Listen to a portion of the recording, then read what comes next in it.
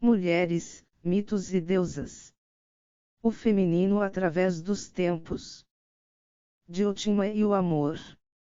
Platão é o criador da forma filosófica do simpósio. Utilizando esse recurso do diálogo, organizou tanto a vida social de sua academia, como a interpretação de suas preocupações fundamentais, quase sempre relacionadas à sugestiva figura de Sócrates, que conduz a célebre discussão à mesa de Agaton em que Fedro, o primeiro orador de O Banquete, empreende a tarefa de fazer o elogio de Eros, o que, depois de ceradas discussões sobre os apetites e funções do amor desde a perspectiva de Pausanias, que distingue Iras vil e Eros nobre, dará ocasião ao sofista para expor sua doutrina mediante o relato de sua suposta conversação com Diotima, uma sacerdotisa de Mantineia, real ou inventada como um recurso retórico, de quem só sabemos que celebrou um sacrifício aos deuses por meio do qual afastou a peste de Atenas durante 10 anos. A ela Sócrates atribuiu a semente de uma concepção de amor que foi transformada em corrente didática que supera o costume espartano e ateniense da pederastia ou da amizade masculina inspiradas ou sancionadas por Eros, proveniente da vida nos acampamentos guerreiros da época migratória das tribos. Ao menos como ideal ético vinculado ao signo criador do eu, que só pode ser efetivamente superado ao se relacionar com um você. O discurso de Diotima completa as sugestões apresentadas pelas intervenções dos demais convivas sobre a função amorosa, as quais, em seu conjunto, oferecem aspectos cambiantes e complementares daquilo que, em síntese, se reuniria no ideal platônico. A rica e aprazível leitura de O Banquete permite concluir que o Eros nasce, com efeito, do anseio metafísico do homem por uma totalidade do ser, definitivamente inexequível à natureza dos indivíduos. Tal desejo inato converte-o em simples fragmento evocativo do mito das metades, exposto inicialmente por Aristófanes e descrito no prólogo, que suspira por voltar a se unir com sua parte correspondente. Durante todo o tempo em que leva uma existência isolada e ao desamparo. Dessa maneira, a reunião afortunada torna-se a meta do Eros e o instrumento mais eficaz para formar a personalidade e empreender o processo de aperfeiçoamento com o qual o homem haverá de restaurar o sentimento de plenitude harmoniosa que fora perdido ao ser quebrantado em sua unidade pelos deuses. Platão elege o discurso idealista do jovem Agaton como fundamento para a incorporação da reflexão dialética do mestre Sócrates, caracterizado por sua busca da verdade, inseparável da beleza e, neste caso, apoiado nas sábias palavras de Diotima para finalizar satisfatoriamente sua célebre intervenção. Agaton personifica Eros como potência divina que necessita adquirir qualidades humanas. É jovem, refinado e demonstra tamanha leveza que, ao possuir todas as virtudes, torna-se o melhor dos deuses. Habita somente lugares floridos e perfumados. Seu reino é o da vontade e dele derivam a justiça, a sabedoria, a prudência e a valentia. É, além disso, um grande poeta, e ensina os outros a sê-lo. Suaviza o portento olímpico com a beleza perfeita e ainda ensina suas faculdades à maioria dos imortais.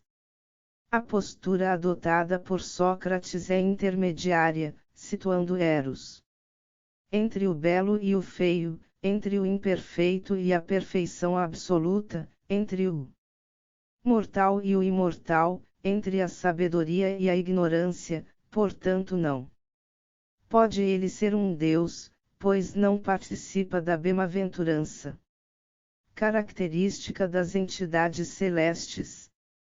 Eros é antes um grande demônio, ou um furor que age como intérprete entre os homens e os deuses. É ele que preenche o abismo entre o terrestre e o divino e mantém unido o universo. Descendente da riqueza e da pobreza, seu atributo característico é a dualidade, e pode florescer, morrer e ressuscitar em uma só jornada, já que sua índole consiste em ocupar e se espalhar. Sem saber nada, acredita saber tudo, intui, adivinha, suspeita e também desvirtua a realidade, apesar de ser, em sua essência, o condutor perfeito até a verdade. Nesse ponto, a sábia Diotima explica a busca pela beleza como um aspecto da aspiração do homem pela felicidade.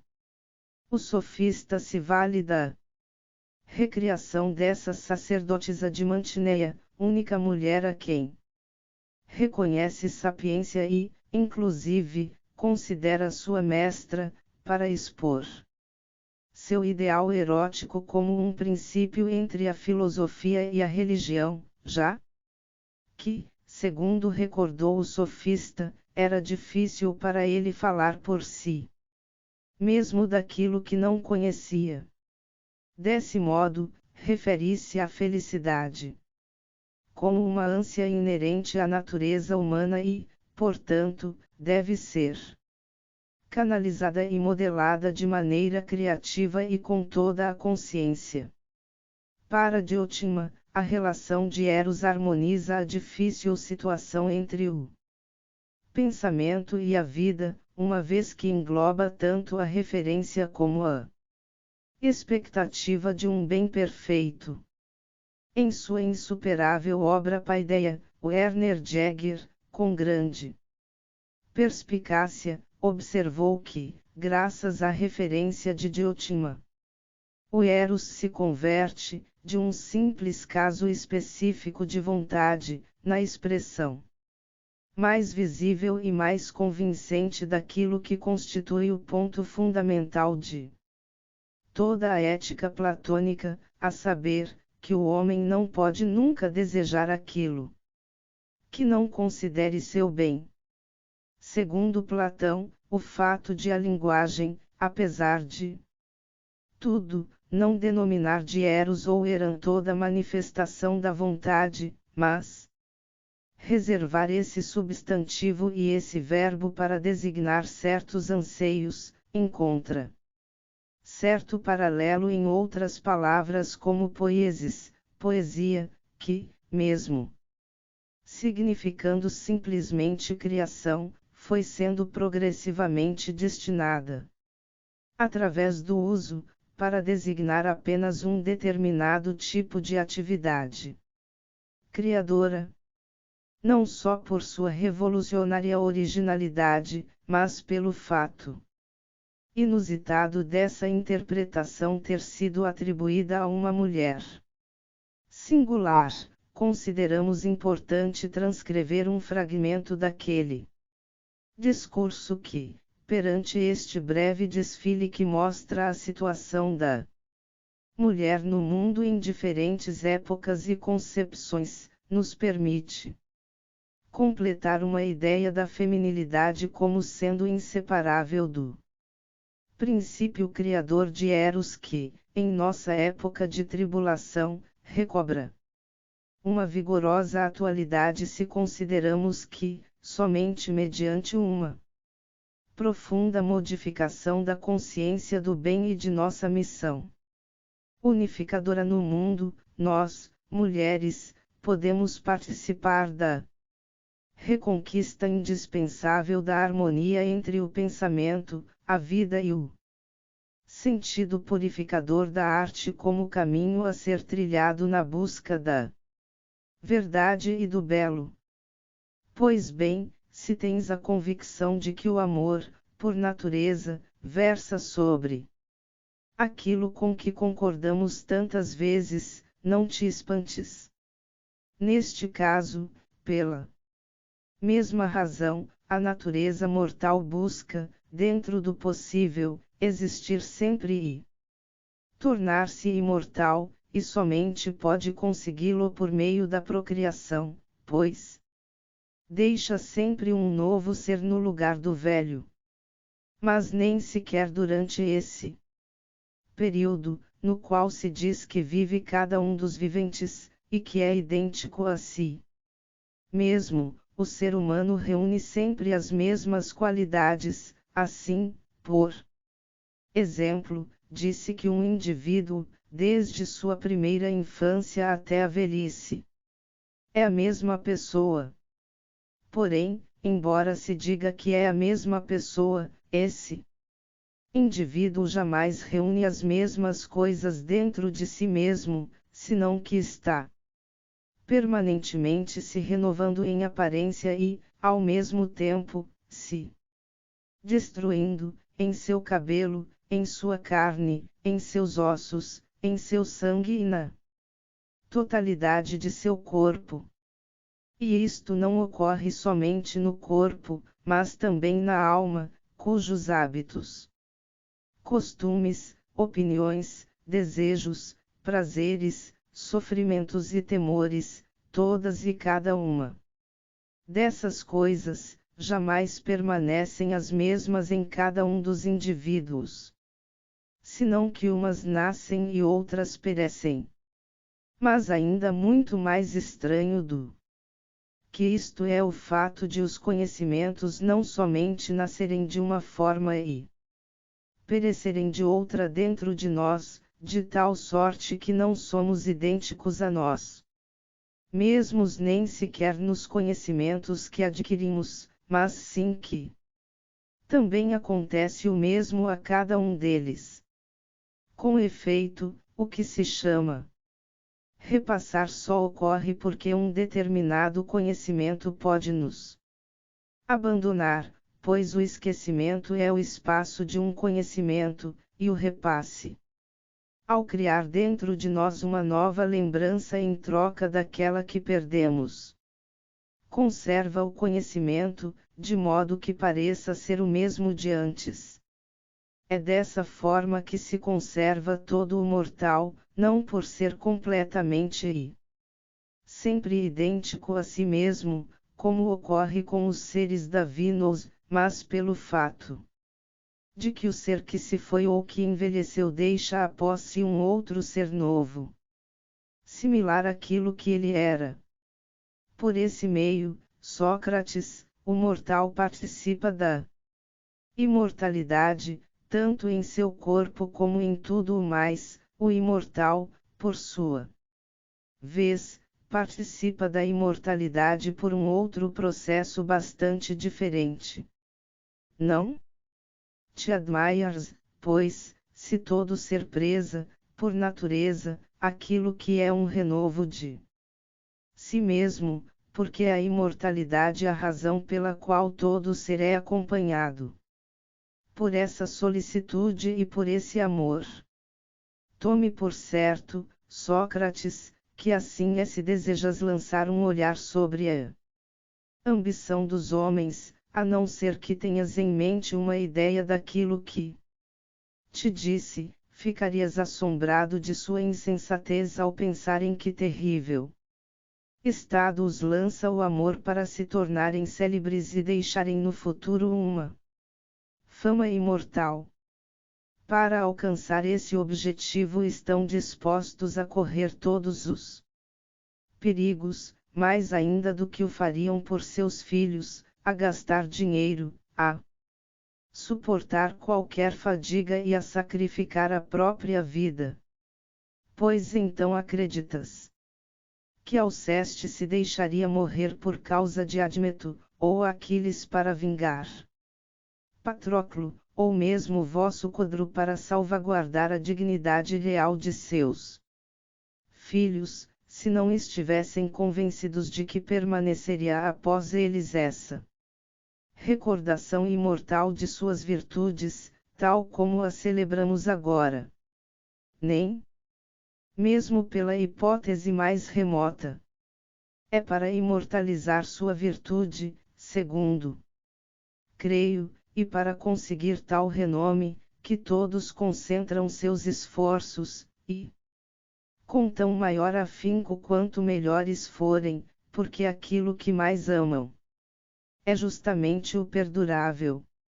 Assim, pois, os que são fecundos no corpo se dirigem especialmente às mulheres, sendo esta a maneira pela qual se manifestam suas inclinações amorosas, porque, segundo creem, garantem para si, através da procriação de filhos, imortalidade, memória de si mesmos e felicidade para todo o tempo futuro. Por outro lado, existem aqueles que são fecundos na alma, pois existem homens que concebem nas almas, mais ainda que nos corpos, aquilo que pertence à alma conceber e dar à luz. E o que é que lhe pertence? A sabedoria moral e as demais virtudes, aquelas de que são progenitores. Precisamente todos os poetas e todos os artífices de quem se diz que são inventors. Todavia, a maior e mais bela forma de sabedoria moral é, de longe, o ordenamento das cidades e das comunidades, cujo nome é moderação e justiça. Assim, quando alguém se encontra prenhe dessas virtudes em sua alma desde menino, inspirado como se está pela divindade, ao chegar à idade conveniente deseja parir e procriar, e também ele, segundo creio, se dedica a buscar em torno de si a beleza por meio da qual possa engendrar, pois no feio jamais o fará. Sente, desse modo, maior apego aos corpos belos do que aos feios, em razão mesma de seu estado de prenhez, e quando neles encontra também uma alma bela, nobre e bem dotada, mostra extraordinária afeição pelo conjunto e prontamente encontra ante esse ser humano uma profusão de razões a propósito da virtude e de como deve ser o homem bom, as coisas a que deve se aplicar e, desse modo, buscará educá-lo. E é por ter, segundo creio, contato e trato com o belo, que ilumina e dá vida ao que havia concebido anteriormente, a seu lado ou separado dele, recorda-se sempre desse ser, e com sua ajuda cria em comum o fruto de sua procriação, de tal modo que aqueles que experimentam entre si tal condição formam uma comunidade muito maior do que a dos filhos, e têm um afeto muito mais firme, já que geraram em comum filhos mais belos e mais imortais. E mais, todo homem preferiria ter filhos de tal índole a tê-los humanos, se dirige seu olhar a Homero, a Hesíodo e a todos os demais grandes poetas e contempla com inveja a descendência que deixaram de si mesmos, que lhes garante memória e fama imortal, uma vez que essa descendência também é famosa ou imortal. Ou se quiseres, acrescentou ela, poderão ter filhos iguais àqueles que deixou Licurgo na Lacedemônia, que se tornaram salvadores da Lacedemônia. É, por assim dizer, de toda a Hélade. Também entre vós Solon é honrado por ter dado vida às leis, do mesmo modo que muitos outros homens o são em Outras partes, tanto entre os gregos como no meio dos bárbaros, por haverem realizado muitas e belas obras e gerado virtudes de todos os gêneros. Em honra a tais homens, e por haverem tido tais filhos, já são muitos os cultos instituídos. Por outro lado, até hoje não se presta culto e homenagem a ninguém por ter tido apenas filhos humanos. Esses são os mistérios do amor, Sócrates, mistérios nos quais inclusive tu poderias ser iniciado. Asterisco. Como dissera Aristófanes, o amor não se projeta somente em direção à outra metade de nosso ser, tampouco sobre sua totalidade, a menos que por tal se entenda o bom e o perfeito. E se Diotima nos proporcionou o instrumento para interpretar um anseio inerente ao bem, graças à posterior ética nicomaqueia, de Aristóteles, podemos inferir que o amor, apanágio unívoco da condição feminina, é a forma mais acabada da perfeição moral e, portanto, um impulso de cultura. No mais profundo sentido desta palavra. Asterisco Platão, O Banquete ou Sobre o Amor, Obras Completas, tradução do grego. Preâmbulos e notas de Maria Araújo, Francisco Garcia Yagui, Luiz Gil, José Antônio Miguel, Maria Rico, Antônio Rodrigues Huescar e Francisco de Paula Semarant. Introdução a Platão, por José Antônio Miguel, 2 de Madrid, Aguilar, 1966, e 2. Reb. 1979, p. 586 e seguintes. Nota da autora.